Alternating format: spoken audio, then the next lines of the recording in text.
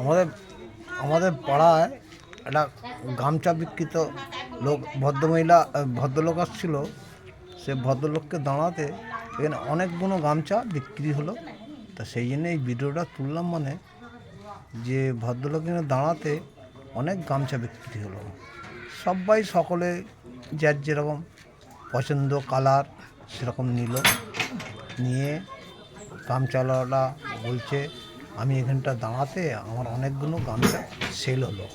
তো সেই জন্যই আমি তবে ঠিক আছে, তাহলে আমি ভিডিওটা তুলি। হ্যাঁ, দূর থেকে নিয়ে ভিডিওটা তুলেছি। তো ঠিক আছে, ভালো থাকবেন, সুস্থ থাকবেন, সুস্থ থাকবেন, সকলে ভালোভাবে চলবেন।